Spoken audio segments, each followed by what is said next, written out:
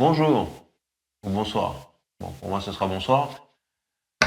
Unboxing, déballage du nouveau contrôleur Pioneer DDJ1000. Tout de suite, en image. Ce qu'il ne faut pas faire pour rentrer dans le cadre, dis donc.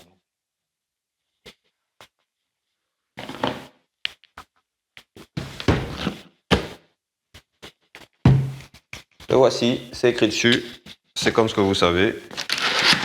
Tout frais, réceptionné. Donc, grosse nouveauté Pioneer qui est censée remplacer, selon certaines rumeurs, le contrôleur DDJ R pour Recordbox Z. Sachant que celui-ci n'a pas subi de grosses évolutions ou améliorations depuis qu'il est sorti, ça se faisait effectivement attendre. Donc, ce contrôleur, le DDJ1000, est exclusivement Recordbox pour l'instant. Aucune confirmation qui sera compatible Serato un jour. A priori, c'est un produit qui est sorti pour, entre guillemets, rassembler davantage de personnes autour de l'écosystème Pioneer Recordbox. Donc, s'ils veulent que ça fonctionne en termes de stratégie, ils ont plutôt intérêt effectivement à laisser l'exclusivité à Recordbox. Donc, tout de suite, on va voir ce qu'on trouve là-dedans. Alors, comme toujours, la dock. Ici, transfo externe, parce qu'il n'y a pas de transfo externe. Et puis, la fameuse licence Recordbox. On va d'ailleurs voir ce qu'elle contient, cette licence. Alors, c'est une licence Recordbox DJ, ce qui veut dire que vous n'avez pas le DVS avec. Donc, le DVS est en option si vous prenez le DDJ1000. Si vous aviez l'intention de brancher des platines pour faire du timecode, oui, effectivement, il vous faudra acheter cette option. Ensuite, si vous comptiez simplement utiliser de l'audio sur les platines CD ou sur les platines vinyle, pas de souci, ça rentre en audio classique et il y a suffisamment d'entrées sur le contrôleur. Alors, on va voir tout de suite à quoi ressemble le bébé sans faire de dégâts. Hop, hop. Voilà, plus rien qui traîne dans la boîte. Alors ce qui est pratique quand on fait ce genre de unboxing, c'est que comme il n'y a pas grand chose, que tout est intégré, c'est tout en un, bah, du coup ça va très très vite. Je crois que je vais faire le unboxing le plus court de l'histoire de la vidéo. Hop.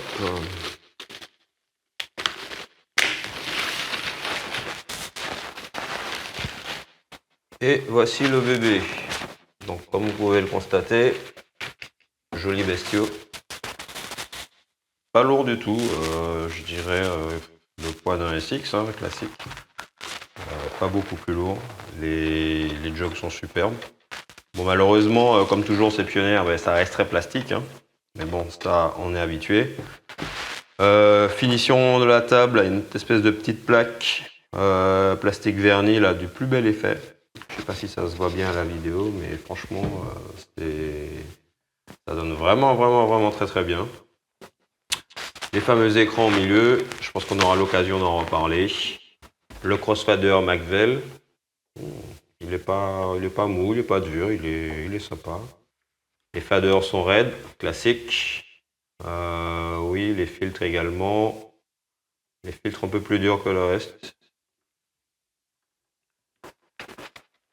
Les contrôles, ouais. On reste sur du clic-clic de contrôleur quand même, on est moins sur le clic-clic des CDJ.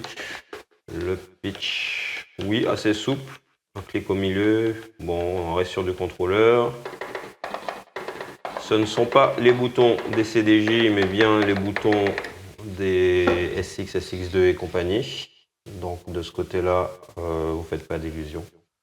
Et puis je crois qu'on a un peu fait le tour. Ah oui, le réglage du jog mécanique. Yes.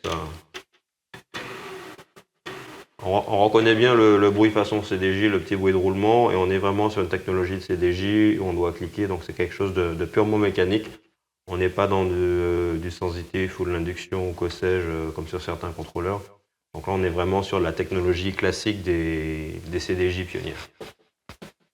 Alors, au dos de l'engin, ben, les prises Je pense qu'on vous a déjà tous vu ce qui se passait un peu sur les photos du net.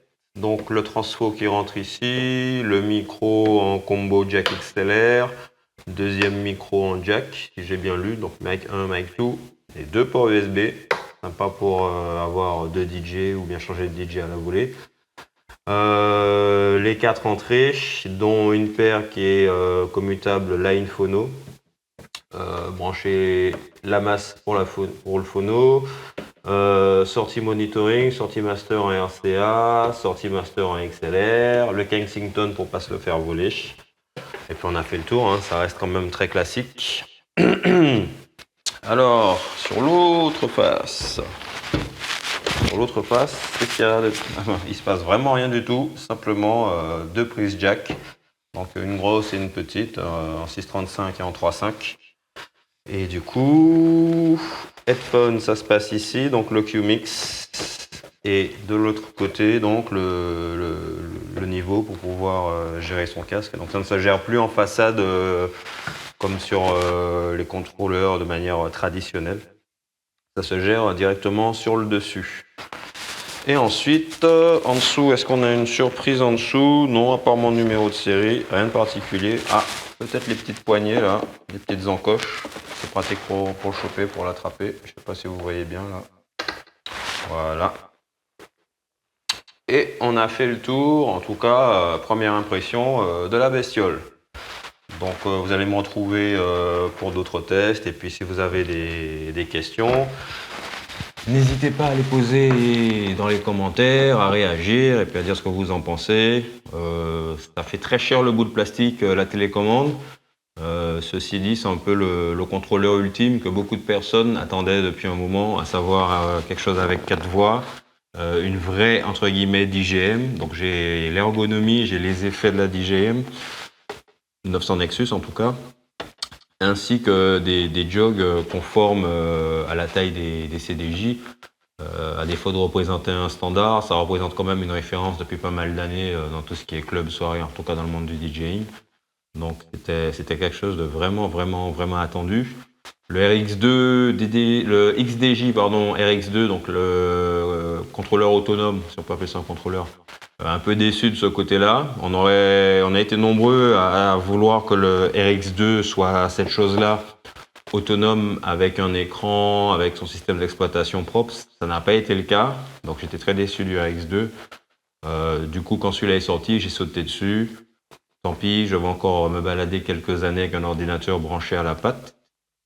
Mais je pense que cette chose-là en autonome, franchement, on n'aura plus besoin de quoi que ce soit ensuite. Mais pour l'instant, c'est pas le cas malheureusement. Ça reste une bête grosse télécommande pour remplacer son clavier et sa souris. Voilà, je vous retrouve pour la deuxième partie, une fois que vous aurez posé toutes les questions et puis que j'aurai fait un peu d'exploration sur la machine. À bientôt, bye.